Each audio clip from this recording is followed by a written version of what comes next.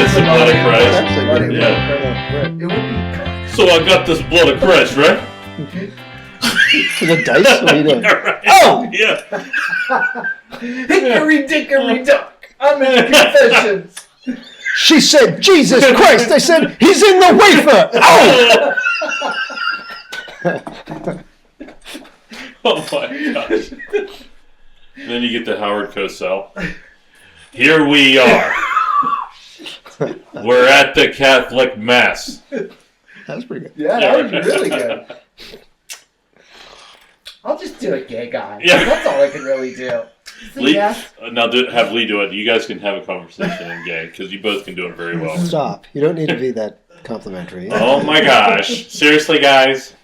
Let's be serious. I'm going to eat Christ. Oh my gosh. Okay, we are recording, Yeah. but this can't make the show. No. Gosh, I didn't know we were recording. Yeah. Start over.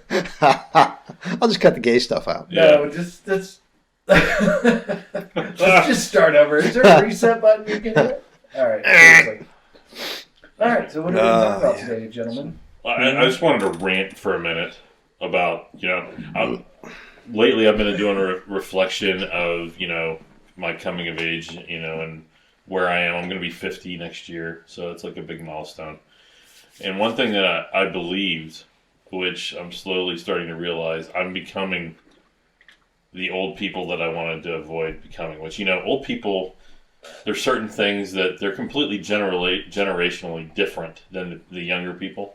Like the one thing that I always thought I was going to be cool about was I was going to stick with the alternative music all the way through. Whatever was deemed alternative right now was going to be cool with me. I thought that was it, and I've totally lost track of that. Like I'm stuck back in the 2000s. Like the Toadies? You were going to listen to the Toadies for your whole life? Oh, yeah. That's exactly it. And Yeah, you know right. what? They're like the Beach Boys for your dad. Yeah. Like I realize that. Like Yeah. I listen to old Depeche Mode, Yeah. People Are People, and it's like it sounds like Atari Yeah. music. I totally get it, Ron. But Go ahead. the two annoying Sorry. things that I've I like noticed that. that I realized I was getting old. There was one story I heard this morning where everybody has this, let's have a gender reveal party, everybody. Oh my gosh, we're going to have a baby and we're going to invite everybody to our house. And then we're going to do something creative so you can, people that think it's a girl can wear pink shirts and people that think it's a boy can wear blue shirts. Isn't and that really insensitive? it is ridiculous. Yeah. It drives me insane. Why is it insensitive? What if it's a they them? Yeah. What does blue and pink make? I don't know what that color would be. Purple? Kind of a dark beige. Maybe the purple. Yeah. Yeah. You come in with a purple shirt. Kind of a purplish beige, probably. Maybe, yeah. But then, so this couple decided to have Mike probably had a gender reveal for Delaney, and he was like probably a groundbreaker. He probably was the first to do it. That's why he's getting defensive now. No, I'm not. I'm just getting defensive at the whole, I could just picture showing up in a purple shirt. Oh, yeah. Being like, oh, sorry, the washer made it bleed, or whatever. They'll never know, what you really meant. Oh, yeah. Oh, my gosh. Yeah. Well, related, where these people got blown up on on social media, they just decided to show their gender reveal and how they went about it. So what they decided to do was, I don't know if they were at a zoo or whatever, but they decided to have a watermelon, and they threw a watermelon in a hippo's mouth. And when the hippo bit down on the watermelon, blue Jello exploded out of his mouth. They inserted Jello into the watermelon, and the hippo died. Well, so everybody on social media is like, "Oh my gosh, you're going to hurt the animals." The typical response. Animals in zoos are on very specific diets, though. Well, the zoo actually approved this, and they said they happened to feed the hippo Jello-infused watermelon, so they told everybody to calm down. They were like, we just agreed that they could do blue Jello. Huh. But that didn't, the layers of annoyance, the first layer of annoyance where people were jumping in for the hippo and saying, oh my gosh, you're going to hurt the hippo. But then you back it out another layer, and the fact I'm like, these gender reveals are so stupid. I don't know. I just think it's weird, that you celebrate it that way. Hippos are nasty. They kill people. But then it got me thinking about what are other things that one fewer hippo in the world millennials do that drive me nuts. So I don't. Well, you probably haven't run into this with Delaney, but you might have run into this with your children. Right. Have you ever had the promposal? No. Or the homecoming proposal? What they do? You know what that is? No. Have you ever heard of a promposal? No, sir. One of my sons had a girl invite him to Morp, and it was very creative. She decorated it like a popcorn bag, and it was really sweet and really cute, and he said no. Oh my gosh. Did she make it very public when she did it? I don't know. They were good friends. Okay. And he didn't want to... So this is a very public thing that you do. Like, people will make a poster, and they'll have a word play with it. Like, and I have to admit, my son did this with a friend that was Canadian that he wanted to go to homecoming with. Yeah. And so he basically says, can I take you to homecoming? But he made it like Canada, and he made it a Canadian flag. And That's pretty creative. And we had a bunch of girls come over to help him make it. And then we couldn't get Tim Hortons around here, so he got Dunkin' Donuts, and he wrote Tim Hortons on the side and gave her a box of donuts. And I was thinking, imagine how much it would crush your spirit if you do all this, and they're like, I'm sorry, I can't, I don't want to go. After you do it, like he spent a half a day working on that. And he had all these girls working with him. And like, that's like the new thing now, and everybody's one-upping each other on how flamboyant of a proposal can you give to somebody to ask them to go to a dance. And it's being taped, right? They've got their cameras they rolling. tape it. So a decent person would know that and say yes. Yeah. And then at the end, after the cameras are off, be like, you know what? I didn't want to embarrass you. Yeah, right, yeah. Right, exactly. Yeah. Yeah. Right. But just the whole deal. I mean, it just sounds annoying to me. And I love my son and everything, and you know what? He's going with the flow. He's following the trend. This is actually his second time doing this. My daughter has done it, and I'm like, what is this? Yeah, they were. It's just... That's good. Yeah, but they're just weird. I agree. I don't know. I think these kids have too much time on their hands. We need to repeal the child labor laws and get them back to work. Yeah. Right? I don't know. It's just I thought maybe it's not they that's the problem, and maybe it's me that I'm getting old and cranky. Is this Canadian kid here legally? Do we need to go to papers? Yeah, exactly. No, but I think I'm starting to realize I'm the problem. Things are adapting over time, and I look at it and I'm like, why are you doing that? It's so bad. I don't know. I gotta agree with you. It's pretty bad. Well, you have to ask. When does I don't think Delaney would have time for that sort of thing either. Well, she might get asked that way though. When is her first dance? When did that come? She's in 8th grade right now? She's 24, I think. Yeah. Well, no. Well, yeah. Is this like sort of the trickling down of like, I want what they do, so we're going to do it now. Like adults propose, so now kids are. It's like this is what led to like kindergarten graduations, right? I think it is. Yeah, exactly. Everything is moving down. Yes. Yeah, it's the participation award, basically. Right. Yeah. Or the classic parenting on you treat your kid like an adult, even though they have absolutely no logic yet. Right. And if reason with your baby about going to sleep, right? Yeah. There is no reasoning, right? So, but I do think it is. It's like this whole idea of, just making big deals out of things that maybe it is being an adult sooner. This kid at my wife's school, grade school, flipped out in the library, was tearing books off of shelves, flipping furniture. The place was just a wreck when he was done. Just books everywhere, empty shelves. Yeah. The principal gets the kid. You know what the principal said to him? Was that fun? Can't you think of a more fun way to spend your time? She was actually celebrating it with them. That was her thing. Now, was that fun? Because she wanted to make him feel inclusive. I just read an article about a 6-year-old girl in Florida or somewhere who the police arrested and charged with battery for, like, kicking her teacher or something. And the grandmother's like, they arrested a 6-year-old. Good. Yeah. Good. Teach her a lesson. That's what needs to happen. Heck yeah. Yeah, no, I agree. They fingerprinted her and took mugshots and everything. Yes. I mean, she wasn't actually under arrest. You know, they're just trying to teach her a lesson. There was a story I heard, I didn't finish reading it, where some boy dialed 911 to order a pizza. So the cops personally delivered the pizza to teach a lesson. Yeah. Wow. No, I just figured out, I didn't know, like, if there was any ideas, like, things that you've noticed with your kids or in that generation that's greatly different than what you experienced growing up, that you're like, wow, that is really weird. I don't think so. But it's hard for me because my kid's a theater geek, so everything is. My kids don't really, roll with things like that. Zach's very, in I don't know, inclusive is the word I want to go with. Yeah. That's not what I mean. He, he's never really gone with trends or things like that. Right. I don't know. Yeah. I don't know. They're not like, they don't have huge group social networks of friends. Right. They're a lot more like I was, with just a couple of friends. Yeah. Yeah, I can't think of, I do think, and I don't know if this is specific to my kid, but the creativity of some of these kids is pretty amazing. But I think that may be because they have a lot of time on their hands. But yeah, I'm not sure. I was kidding about them, going back to work. By the way. There's one on who went back to work? Kids. Oh, repealing the child labor. Oh yeah, you did say that. No one even batted an eye. No, we're fine. We're almost like, oh yeah, I think we should. Yes. Target needs. Mike is right. Employees. Walmart needs employees.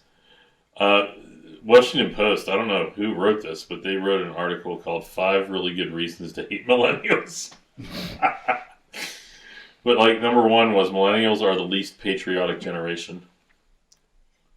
2, millennials are just as racist as their elders. I don't know where they found that from. Yeah. When Uncle Steve starts spouting off racist nonsense at the Thanksgiving table, you might be inclined to cut him a little tiny bit of slack. He's a product of a different era, after all. But when Cousin Cooper does the same thing, well, that's a different story. That's funny. When it comes to explicit prejudice against blacks, non-Hispanic white millennials are not much different than whites belonging to Generation X. So I'm a Generation Xer. You are. We all are. I don't know what that means. You were born 1965 to 1980. Yep. Or baby boomers. According to our own Scott Clement, whatever expectations of millennials' diverse racial makeup would spawn, especially tolerant reviews, has not yet come true. I disagree with that. What? I don't think, from a racial point of view, I don't think our generation is, I hate using the word racist, but I don't think we're as, I don't think we were brought up in a racist, even though my parents might have been more, earlier on, have a view which you'd call, more racist undertones. I don't think I carried those through. I think we tended to notice more that our parents were being insensitive. Exactly. Racially, right? And we used to get in arguments about stop it. That. Don't say that. Yeah, I don't know where they're coming from, where they think baby boomers are just as racist as the we're not boomers. Boomers are right before us. Boomers. Generation Xers. The World War II definitely. generation. I disagree with that. Yeah, I don't know. This paper's stupid. It doesn't know. I won't read the Washington Post because every time I click on an article, it's buy a subscription. Well, I get 3 free, I guess, right? You get a few free. The Post Gazette does the same thing now, so I won't read them either. Yeah. Buy a subscription. So Mike and I were trying to determine content for today. Yeah. And this could go a couple ways. All right. Right. Which way do you want to go with first? What are our two? Well, options? we had the two options. As I mentioned, I have a little self-reflection. This is actually, I'm going over the second option. The first option, let's go over first, and then I'll jump to the second.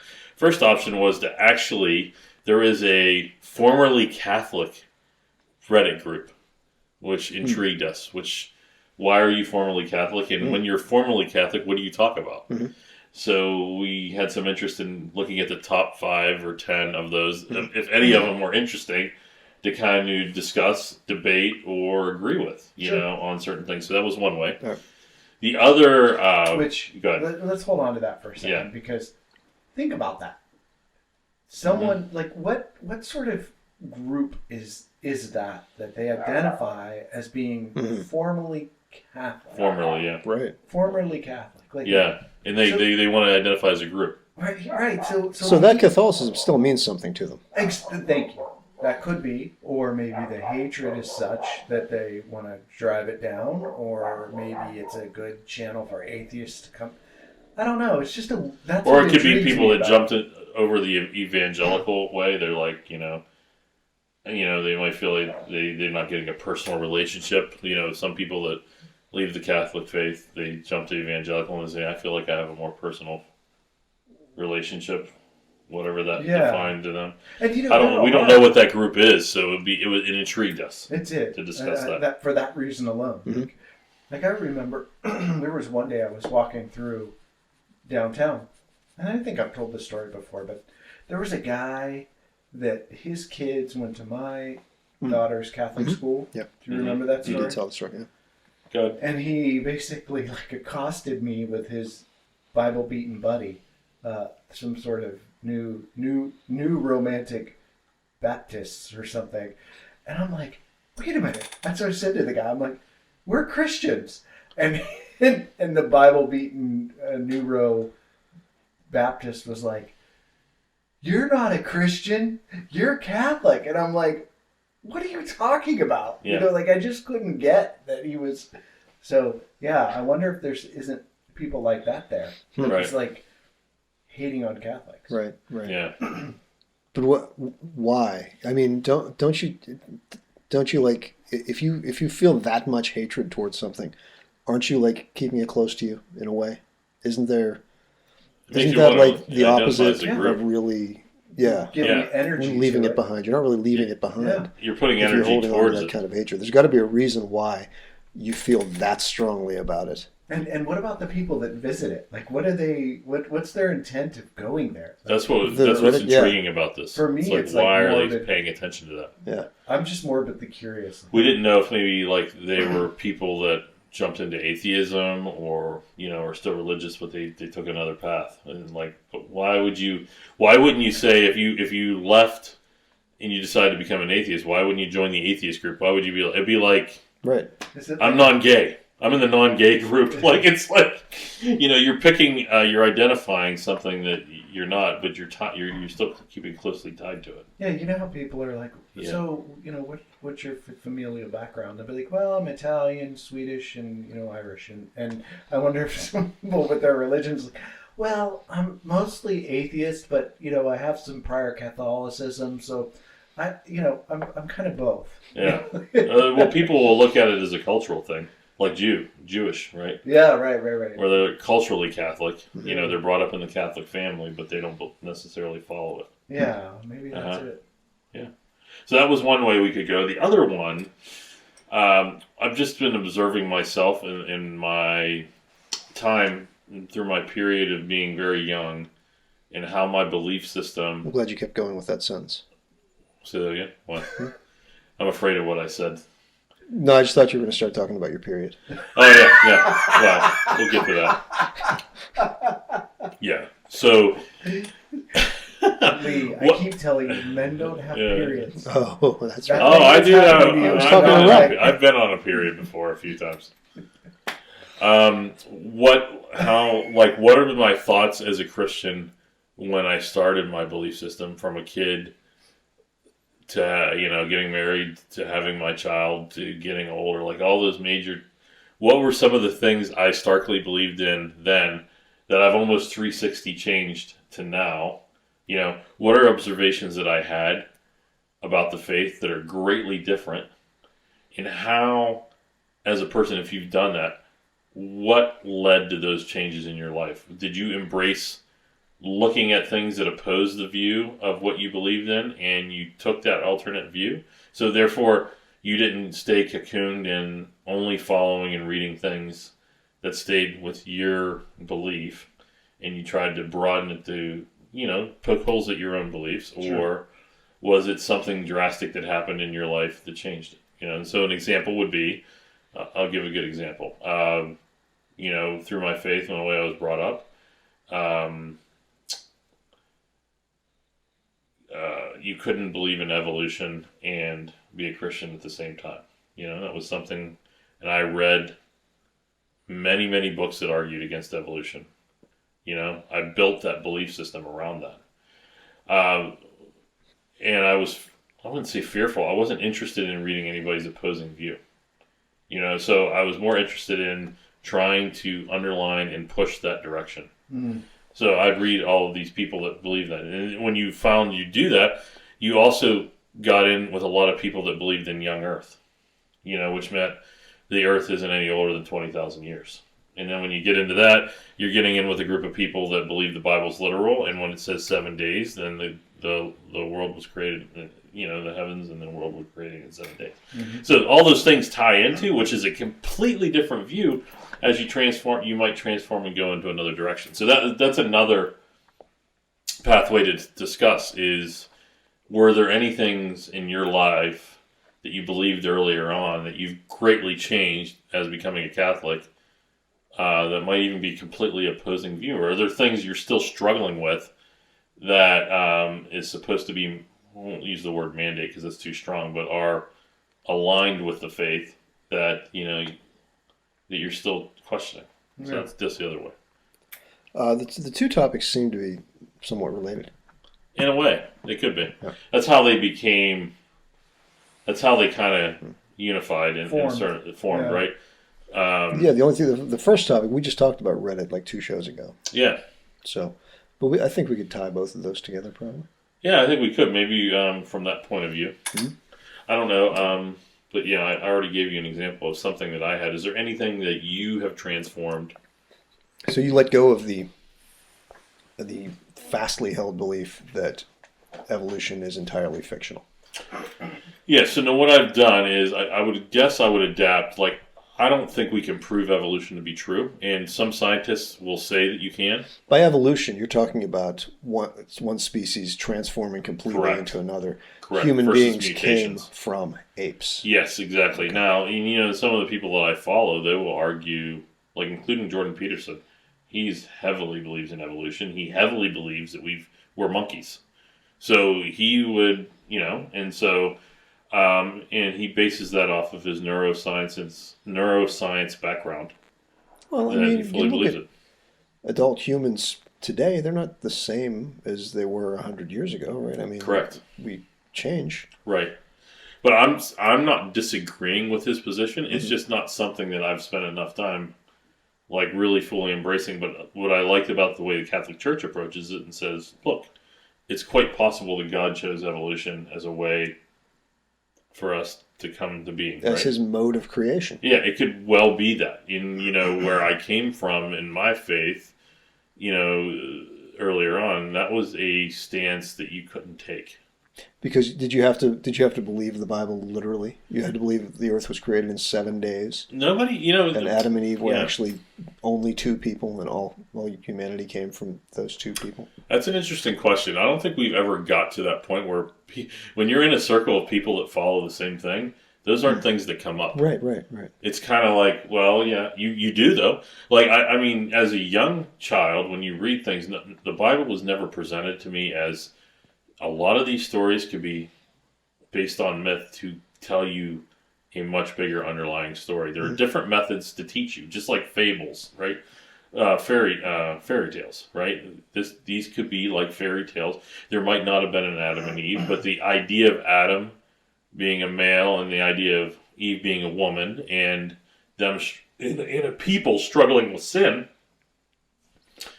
could be what the conversation's about. Or it could be it could be a completely philosophical and psychological way of explaining things that are very complex, right? When I was young, even in college, that was never presented to me that way. It was, and that's so. Yes, when I read the Bible and through, it was more of a literal thing. If there was an Adam and Eve in the Bible, there really was only 2 people that started that God created, and He really did take a rib.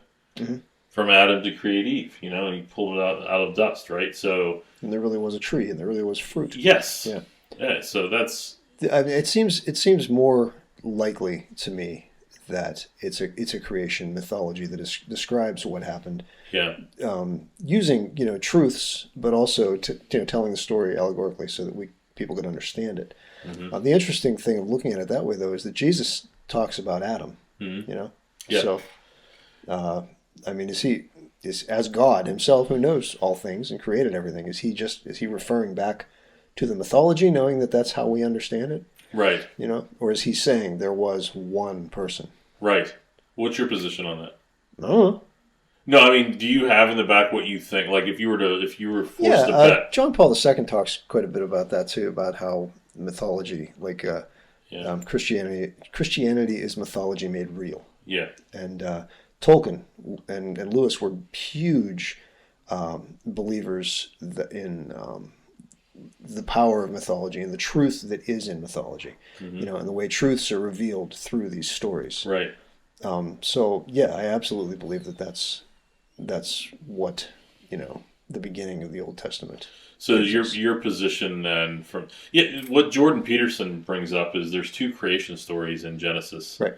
There's the Adam and Eve story, and then there's the other creation, which is God created the heavens and the earth in so many days. And he said those are starkly two different stories. The second one is older than the first one. Second one is older than the first one, right? The older one is the Adam and Eve story, which is very interesting. I mean, but it's two different approaches on explaining creation from that point of view. So your position, and we're not trying to corner each other. I mean, but if you were to favor, you would believe more that the Adam and Eve is a concept maybe of a people, and I don't think more that of a myth excludes the possibility that God started with an Adam and an Eve either. Right. But I think it's told in a way, that it is sort of a representative telling. Right. Yeah. I mean, certainly everybody, unless you're ridiculous, know that the Bible's not a textbook and it's not it's not strictly a history tome, right? It's a bunch of different books gathered together. Yes. There's poetry, there's history, there's lineology. I don't know. Right. There's fiction. There's all kinds of stuff in there. Right. What is it? Bishop Barron said. He said, if somebody asks me if I take the Bible literally, I come back with, well, do you take the library literally? Oh, right. Yeah. Because it's a collection of different things pointing us toward the truth. Good point. Yeah. Where are you with Adam and Eve? Well, I think, I mean, I always just come back with, none of us were there. Yeah. So, I mean, it's a telling of how God created us. Right. So, yeah, I believe it. You believe actually there was an Adam and there was an Eve. Even if it were, the world was full of people, full of humans, and these two were made by God in. You know what always threw me off about that? Protected area. Where it started shaking me early on and where I started questioning is when it gets to the next generation. So it gets to Cain and Abel. Yeah. Yes. And so it discusses when Cain was banished, for killing Abel. And he was, cursed for that. It talks about him going into another region and marrying somebody, right? Yeah. So, if there's only one Adam and Eve, who's he marrying? Or who's Cain marrying, right? That's really where it started leading me into, wait a minute, were there other people going on when Adam and Eve? That's where I started questioning, well, this might not be literal. This might just be a mythical explanation of a people. Right. And the struggles through time, right? And that's what's challenging with the Bible. Like, what we do with the Bible is we say that the Bible is an infallible historical document in that there are things that are explained in the Old Testament that provide prophecy for the New Testament on what occurs. Mm-hmm. And that there's things archaeologically speaking that we found that line up with that there were actually people doing these certain things at and around the time and in and around the region that was explained in the Bible. So being able to separate that and tease apart, well, what is the archaeology and what is the, and my understanding is that following and being able to read the Bible that way is called eschatology, which is the concept of being able to read the text and know what are the signals that it's historical and its actual referential material, meaning I can go look and see that probably happened, versus it's a myth or some means of conveying a story, right? So I think there are things the Bible doesn't say as well that you can infer from. I mean, it doesn't say God never created anyone else at that time other than Adam and Eve, right? It doesn't say that he didn't create anyone else. And does it say anywhere all mankind descended from these two people? Or is that just something that we I don't think it infer does. I don't from remember the story seeing anything because they're like the that. only two mentioned in the story. Right. So I mean, that's the way to look. Exactly. I mean, but those are some of the questions where when you take the literal approach, you kind of fall into some of these traps. Yes. Right. And I like how Lee says it's ridiculous. You use the word ridiculous. I did. I did, because I think of Bill Maher every time I think that way. Oh, and Bill Maher argues up and down that if you're a Christian, you take the Bible literally. You can't be a Christian unless you take the Bible literally. And all the people that argue with him just accept that argument. Yeah. He brings in people that are willing to have that argument with him. Yeah. And it's a straw man argument. It's not a real argument. No, it isn't. But the interesting part of my early part of my life, the people I were reading about, they were young Earth creationists that they spent their life making an argument that the Grand Canyon was carved up within 20,000 years. Right. They explained why carbon dating was incorrect, and you couldn't use it. It wasn't reasonable. So there's a whole group of people that have written many books and have thrown all their chips in that direction on their bet. And they'll fight to the death over. Not war, but I mean they'll fight their mind and their consciousness. They will stay in that realm, and not, I guess, open up to the possibility that they're wrong, and it's still okay for them to be wrong. You know what I mean? Yeah. I think that's the point that I try to make. Is the tent is very. There's things like one guy said that hey, these things are in-house debates. These don't decide if you're going to go to heaven or hell. Like, so why get so caught up into it? Like, this got to happen in 7 days. It says in the Bible. That's exactly what it is. They believe that their faith will be broken if that wasn't true because they literally believe that's what it says, right? And if it's wrong, then they're wrong, and then Christianity's wrong, which that's not necessarily the case, right? Yeah, and I think that sort of approach, makes us all look bad as Christians because I mean, you have a hypothesis, right? Mm-hmm. Their hypothesis is that the Earth is only so old. Mm-hmm. So there's nothing wrong with having a hypothesis and testing and even spending a large part of your life researching and trying to prove that that's right. But to say beyond the shadow of a doubt that is absolutely correct and hang your hat on that's pretty dangerous. It makes the rest of us look bad, I think. Yeah, well, when you get against scientific community where they believe they can refute a lot of that, it gets us into discussions or debate. Yeah, we're getting into debates, silly debates, where you're setting yourself up to say Christianity's stupid and wrong because you believe that, right? Yeah. Which is not the arguments we should be making, right? One that really opened me up with what I'm going back to Jordan Peterson. So I believe I've gone through a third transformation on the way I read the text and follow it. So I don't know if you've heard Jordan Peterson explain Genesis and Exodus in detail and what it really means. Mm-hmm. And I think he could get up in front of the Catholic Church and do a homily on it, and I don't believe the priest would disagree with anything he has to say.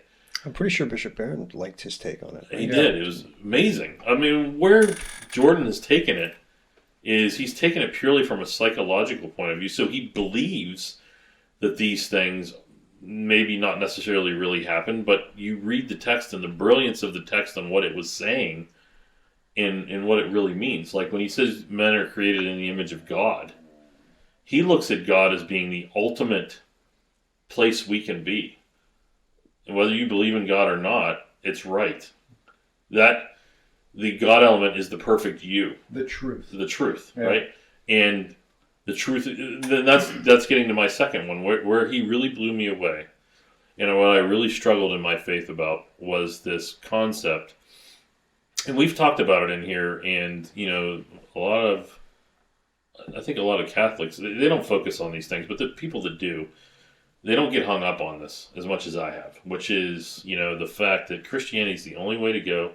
And I would get hung up on, well, you telling me my close friends that believe they were raised as Hindus are going to go to hell because they didn't listen to me? Because Christ said no one can come to the Father but by me. And that's the key. What Jordan said that totally transformed my belief is he really highlighted on, I'm the way, the truth, and the life. Nobody gets to the Father but through me. So Jordan's interpretation of that is the way to get to the ultimate you is through truth. Jesus is truth. It's a variable, right?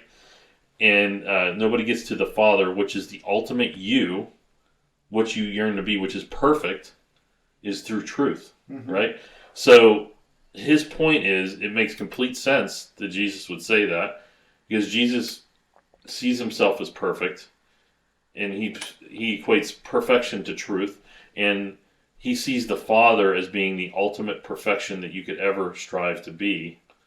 Therefore, when you put those philosophically together, it makes complete sense that if you focus on truth and always what's true, that you'll get to the ultimate you and to heaven. He sees heaven as something not only that we strive to go to, but something we strive to have here. And Jesus says to the disciples, and he'll say, like, not everyone can understand this. Right. They can't understand. Only you can understand. I'm going to explain this to you. Right. They're not going to get it. So why would God, set people up to fail, right? He wouldn't. Right. But so Christ, as the truth, is going to present himself to different people differently according to their capacity or whatever. Absolutely. And it's like Lewis said, God has told us that, or Christ has told us that no one can come to the Father but through him, but he has not told us what provision he has made for those who never know him. Right. So, I mean... I guess the question, though, is what does know mean? Like, if Mike goes to his Hindi friend and explains Christianity to him, does that mean that guy knows it? So therefore he's infected by that, and he's affected by the fact that Mike told him that. I think I've talked about it before. At the end of the Chronicles of Narnia, there's this evil god named Tosh that these people worship. Yeah. And at the end, the kids end up in heaven with Aslan, the lion, who is Jesus. And when they get there, they find this soldier who was a follower of Tosh there. Mm-hmm. And they're like, how could you be here? And the soldier's taken aback because he sees Aslan, who he always thought was his enemy. And he's like, why am I here? Mm-hmm. And Aslan tells him that even though you never knew you were following me, you were following me. Yeah. So, even the guy that thought he was the follower of this other god was somehow following Aslan. Yeah. It's a mystery. We don't understand it, but yeah. I have to believe God has made provision for people like that because he is love. He created us out of love. He didn't create anybody or anything just to throw it away. Right. So the fact that there is all this division in the world because of sin, God has to have laid pathways for everyone to have the opportunity to get to him. It's funny. Jordan makes this argument. His primary argument against atheists is he said there is no such thing as a real atheist. Ah. Because in the very consciousness, the way you were built and structured, your conscience is your tie to God in a broader image. Mm-hmm. So it's even though you think you don't believe, the very nature of your body and the way you're being instructed on which way you're going, you're being instructed by something outside of you. Mm-hmm. And he said it's impossible for you to be an atheist because of the very core of your being. And his argument would be, through evolution, through thousands of generations, there was something that was placed in human beings that can't be separated. And he said it can be proven. It's true. It's found it to be true that there's an internal guide that you have that is not you self-directing yourself. It's another being inside of you, which is your conscience. Mm-hmm. So he makes that argument to him. It's impossible to be an atheist, right? Wow. From that point of view. So, that's cool. I think it goes along the line of what you're saying with this other, Tosh, right? You got Tosh 2.0. Tosh. Nice. Is his name Tosh or Tash or what? It's Tash. Tosh. Yeah. Tosh. Yeah. Yeah. Not Daniel Tosh. Yeah, right, exactly. Right. Although he could be an evil god, probably. He probably could. I like Daniel Tosh. Yeah. Well, anyway, is there anything that you changed, Mike? Like something since you were young that you completely 360'd on it? Oh boy. No, I mean, I've always believed. I mean, it's never...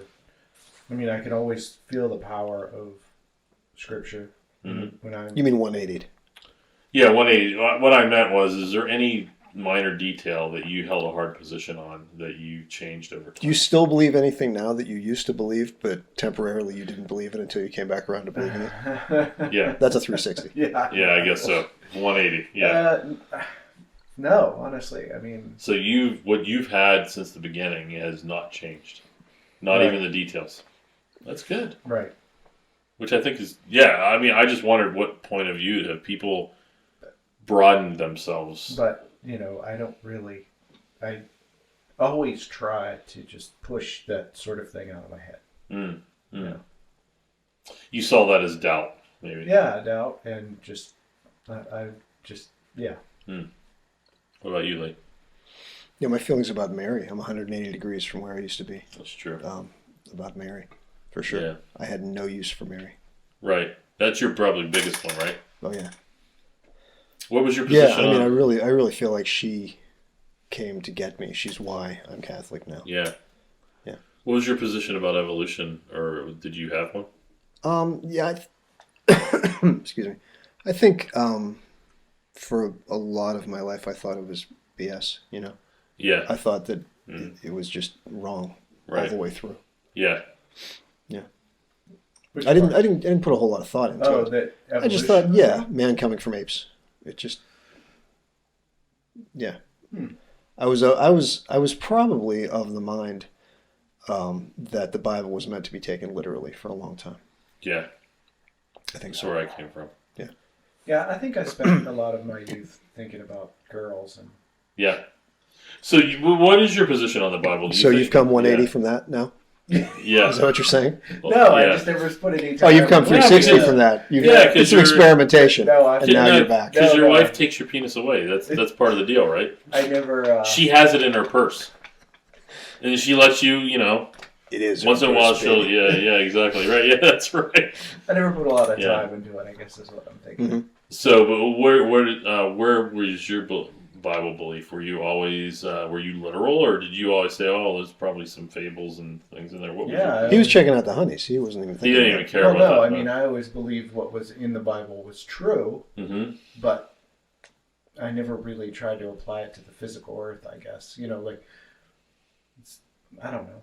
Yeah. He'd be skateboarding along behind some girls, and he'd be like, "Baby, there is a God." Yeah, right. Yeah. That's the extent of his thought. Yeah. Interesting. Well, it just shows you people are built differently, aren't they? I mean, some are built to be really inquisitive and challenging, and others are just like they're so confident in it. It's not something that you spend much time focusing on. Yeah, and I think we talked about this before, but honestly, growing up, there was never, I didn't know anybody that wasn't Christian. You know what I mean? Yeah. There was no... Yeah, me either, I don't think. Not that I knew of. And, and there was no, Satanism. There was, a sort of fear of it. Mm-hmm. Satanism. There was a road in North Park that we thought the Satanists gathered on. That sort of thing. That's exactly what I mean. But not like it is now. Right. We're minorities. Well, what's the best way to take apologetics then? If you're going to defend apologetics, is it better to stay in your lane and focus on people that have already fought that fight and of making the strong argument that's in your favor? Or is it better to grow by poking at your belief a little bit and finding other points of view? I mean, what is the better way? Because as apologetics, one of the things that we try to strive to become are people that can defend our faith. And what's the best way to do that, I guess, is the question. By poking at your faith, do you mean like just questioning? Well, so you have your belief, right? And let's say you want to make a defense of it, right? And so part of the defense would be, is it better to build your defense by finding people that have already, like the C.S. Lewis's of the world, that have already seen everything and put their point of view? Or, when you hear like a PhD person is doing a doctoral paper and they're going to defend their thesis.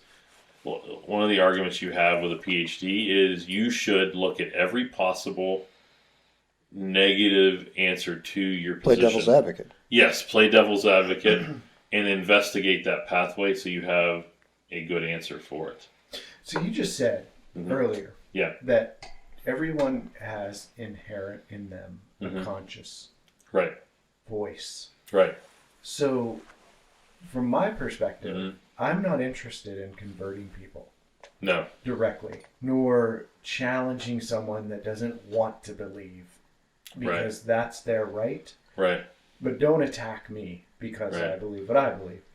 So, if by some chance, by my living or my coming upon people, someone gets a benefit, a Christian benefit from being around me, then fantastic. But other than that, I'm honestly not interested in going head to head with anybody. I don't think I'm made to do that. There are people who are. There are. I'm not one of them. And so I think of them as farmers. Like they're just planting little seeds because never will they convert someone like right there. No. I mean, it's not going to happen. Honestly, it's just a little seed that the Holy Spirit works on. In that but I'm not taking that approach. I'm going to debate you a little bit on this. Sure, bring it. I'm talking about your daughter who starts being exposed to things like that, and she has a hard question, and you don't have a good answer. Okay, so she does poke at you. Yeah. And she's like, "This is why I think it's dumb." Yeah. You never let me sacrifice goats in the attic. Yeah, right. Yeah. Never. Johnny does it. And so your answer can't be to her. No, I don't think it's going to work. Right. Well, it's just the way it is. Well, that's a terrible answer. That is just a terrible answer. No, I wouldn't say that. I would answer her to the best of my ability. And well, that's what I'm saying. The position I'm talking about, defending a thesis. If you believe in something strongly and you want to be prepared for somebody that maybe they're not challenging, maybe they're struggling, right, and they see you as a person that could help them. How best to prepare for that is, I guess, the question, right? If you want to strengthen your area, like, what's the best way to do it? Try to take the devil's advocate role and poke at it to where you still see, even after through that beating, you could come stronger through that because you did poke at it, and it even makes more truth to me now than it did before because I did look at it and try to say it was wrong. So if my daughter comes to me with a question about sacrificing animals in the alley, the sort of answer that I'm going to have to give is going to be a long form answer. It's going to take a while. It's not, but she doesn't have she's not going to give me that much attention to answer her adequately. Do you understand what I'm saying? Yeah, absolutely. Jordan says some answers could take years. Right. It's not something you can just answer in a 2-minute. Right, I agree. So I don't think that I would have to be prepared to answer that right away. In that case, I would do the research. Answer the best I could to the ability, and then look into it. Maybe I don't know. Maybe it's something I'm going to know right away. I mean, I don't really necessarily believe that she's got all that much. Well, it's not really your daughter. It's a symbol. It's a symbol. It's not your daughter. That's a really good. It's symbolic, right? Well, that's probably the only condition that I would do that. Yeah. Right. Yeah, that's good. But yeah, that was good, Rob. Thanks, buddy. What? No. What I'm trying to say is, like, I wonder, as Christians, is it okay just to be like, yeah, I believe I'm cool. I don't need to do anything more. Like, what are we supposed to do in that situation? Are we constantly supposed to be searching out and finding truth? Is that the way? I think the only real way to evangelize. I don't think I think you said you're never going to actually change anyone's mind yourself. I know that, right? But you're not. Yeah, you're not. No matter what, I think it's always the Holy Spirit that brings people to conversion. Absolutely. And I think the real way to evangelize is by living what you say you believe. Yeah. And by praying for the conversion of all souls, and let God use you as He will to do that. But if He puts someone in your path who's going to get in your face and say, "Why are you Catholic?" Convince me. Then do the best you can with the help of the Holy Spirit. But I'm not someone who goes out seeking people to argue with. No.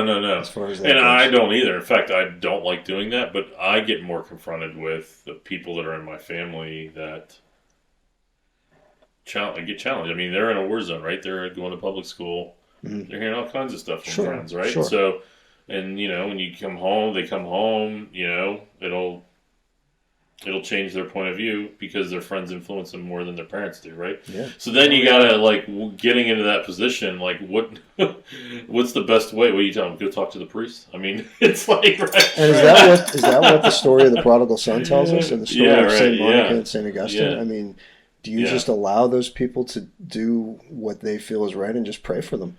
I mean, and that's believe the God's right way to lead do it, them right? back. That might be what to do, right? Because putting yourself in their path and demanding that they believe what you believe isn't an option. No, I think Rob's saying having a really good answer that's gonna so them to think arm yourself more. with knowledge of why you believe what you believe. There's nothing wrong with that ever, because it's good for you too to know why you believe what you believe for when you come up against doubt.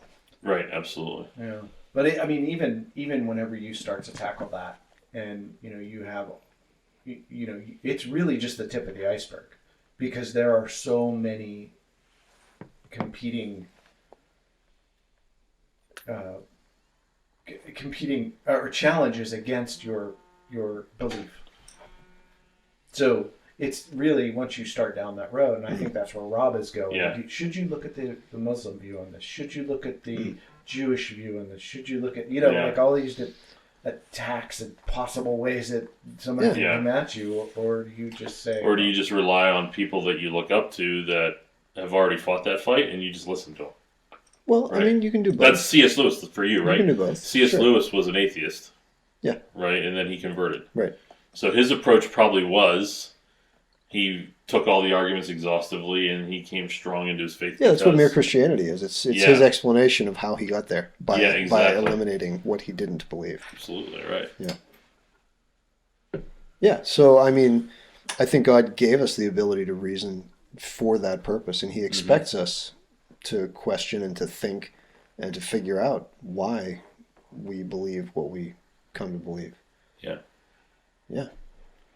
Yeah. I think there's plenty of authors that have a good example of their conversion that we could point our child that way. Like, what was the book we read just last year with the heavy metal guys? Oh yeah, the dude from Korn. Korn, yeah. Yeah. With the F-bombs all in it. Yeah. Dude, I'm an effing Christian. Yeah. Whatever, Cleveland.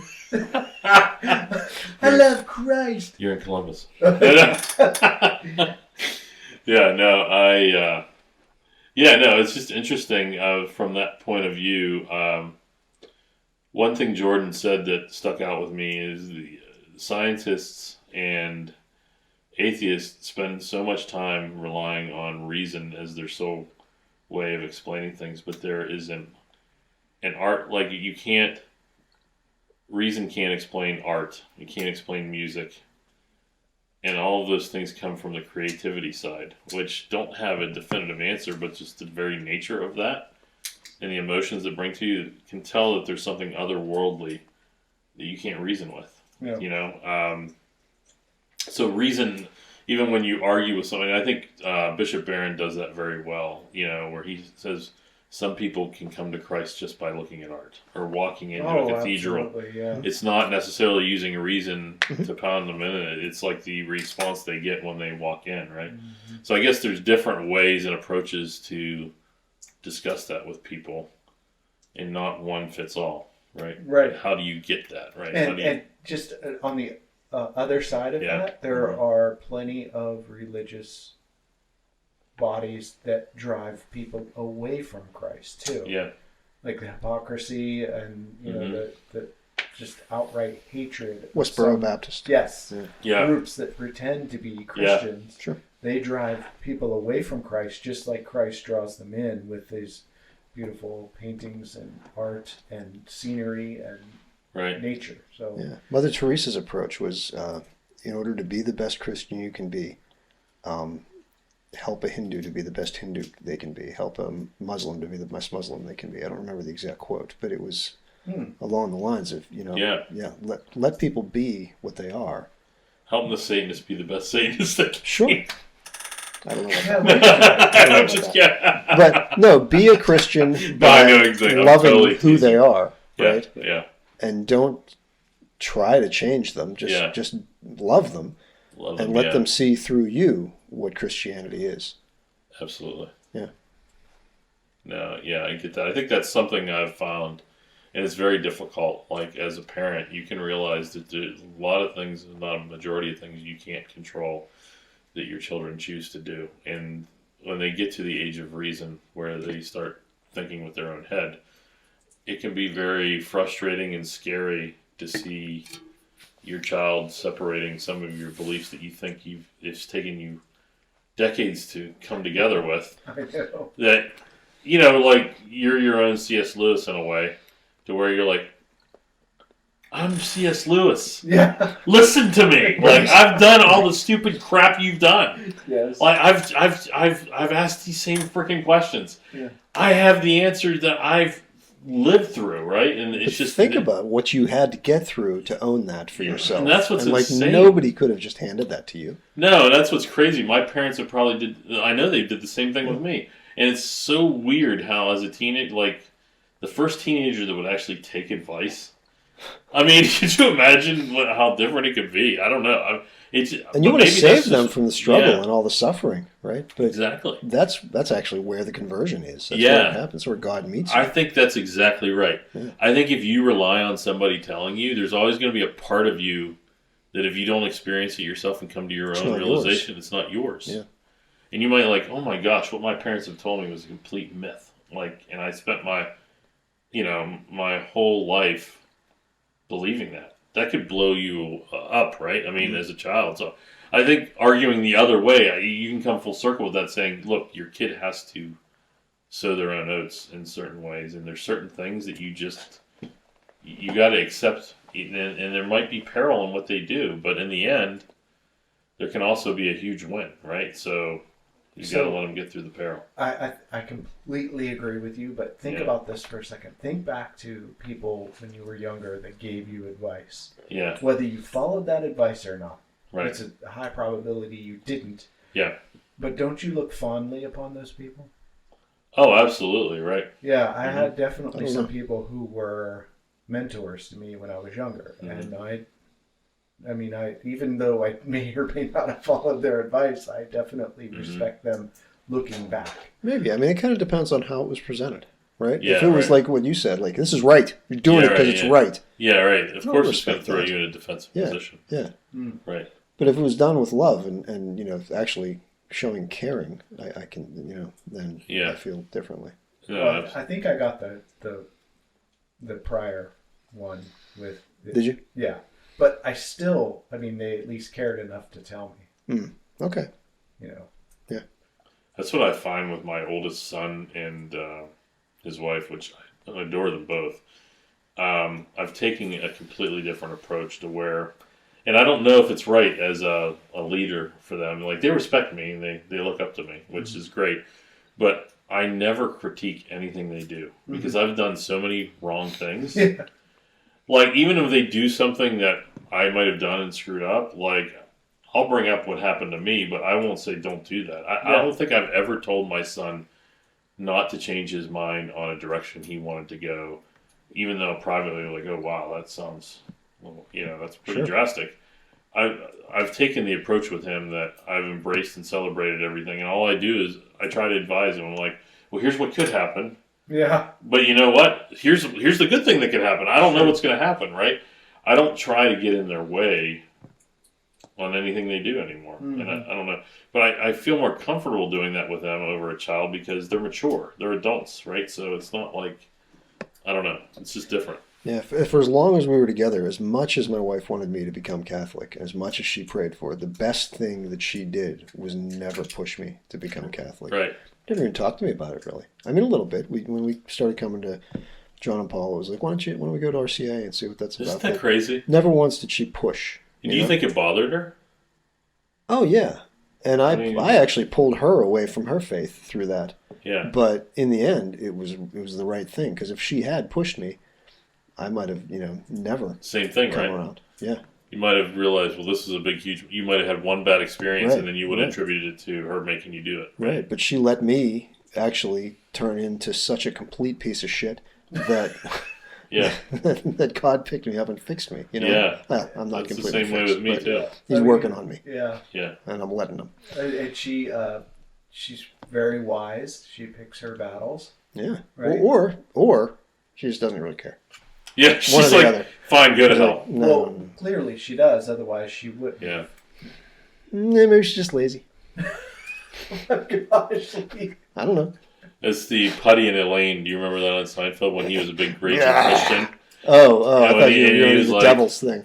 Yeah, and he Los Diablos. He pre-programmed her radio stations to all Christian music. That's right. And then she complained about it, and he's like, well, if you want to go to hell, that's fine with me. That's right. She's like, what's that have to do with going to hell? Yeah, right. And he just moved on. That's the way Maureen was with you. Fine, if you want to go to hell, right, that's fine. Yeah? We're not going to be together when we die anyway, so, I mean, if that's your choice, right? I love Putty. Yeah. So, well, I don't even know if we have time. Do we have time for 5 more minutes, or are we running out of steam? Let's spend 5 minutes. I was just intrigued to see what the number one Reddit was for the non-Catholic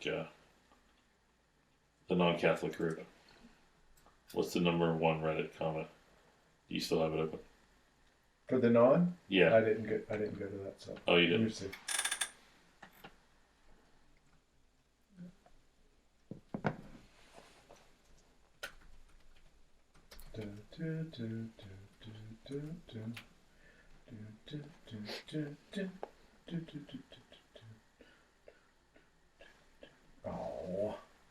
Oh.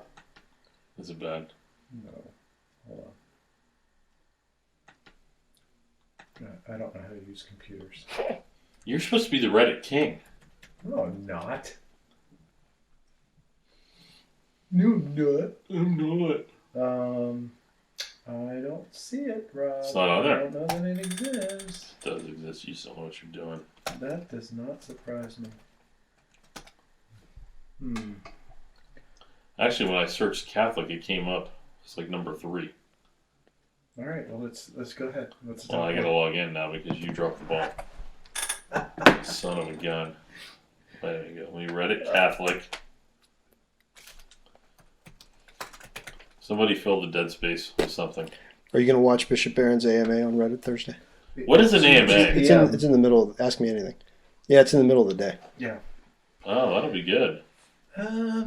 Actually, he's it's definitely called- opening himself up for it. What? It's called Sheep No More. Oh, the group or the whatever. Yeah. Sheep No More. Nice. Yeah. Ex-Catholic. Oh, okay. Ex-Catholic. What's the top one? They have 9,000 members. Thank you, everyone. That's the number 2 post. Number 1 post is how I left the Catholic Church and became an atheist. Shocking. Yeah.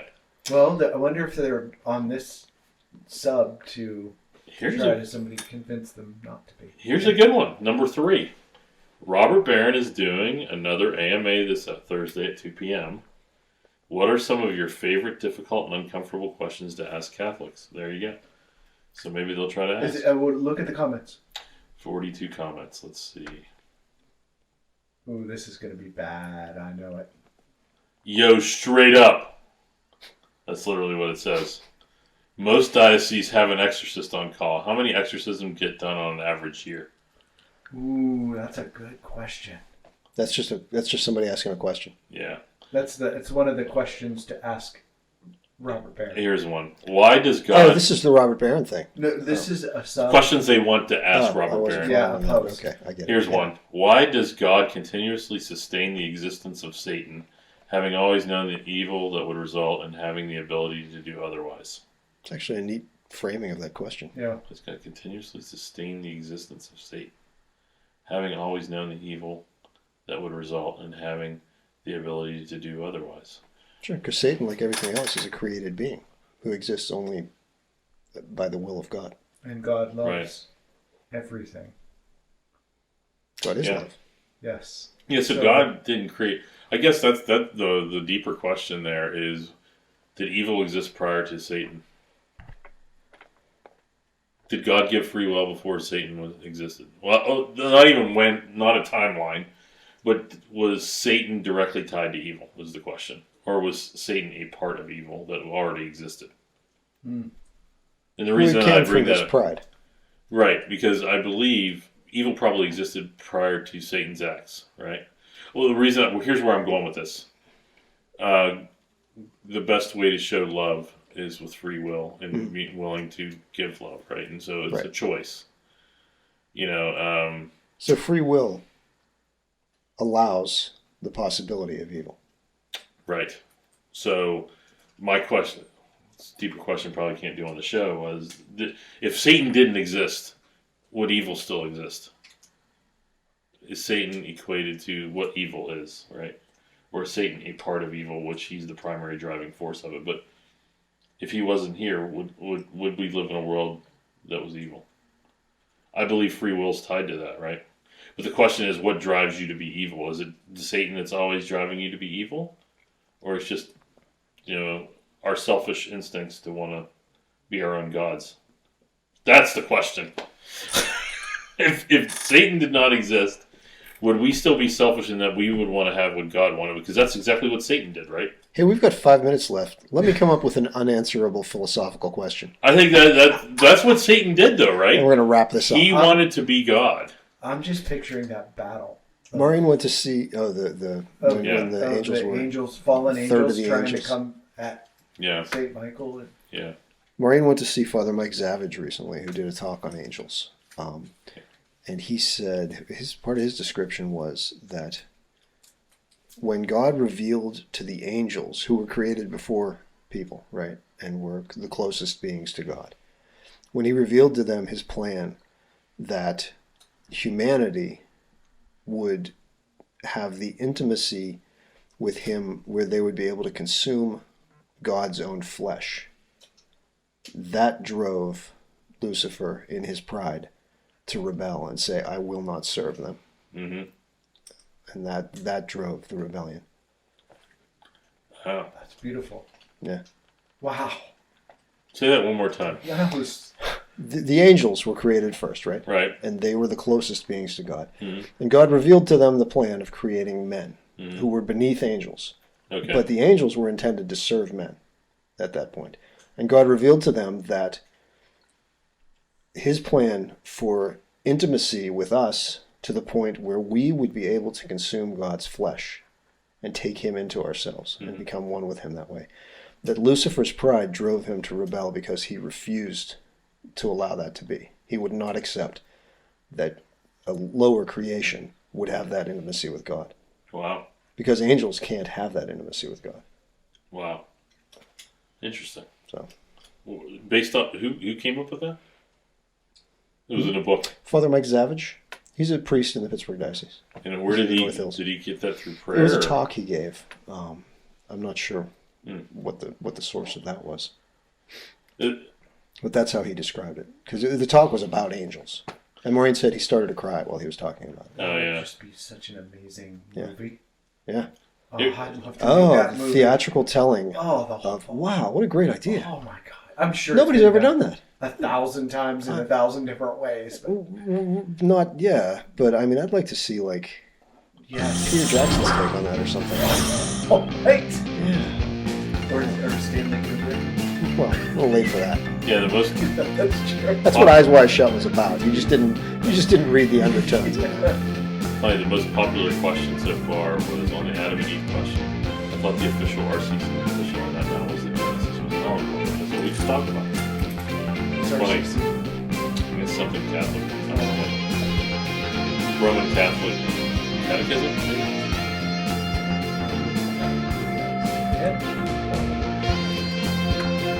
Well, that was fun. Yeah, that's Yeah, it's too heavy.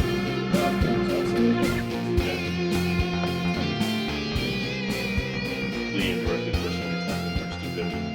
How did I do that? By telling us we were dumb and you're Hey, did I say that? Did I underacted say that out loud? by your looks. By your eye rolls. like when last time we was in a show and Rob said, I like how you're saying you're convincing Snobbish. Tell me what I'm saying. anything other than your selection is stupid. Yeah. Yeah, we're using the word obviously. Whenever you throw obviously in something,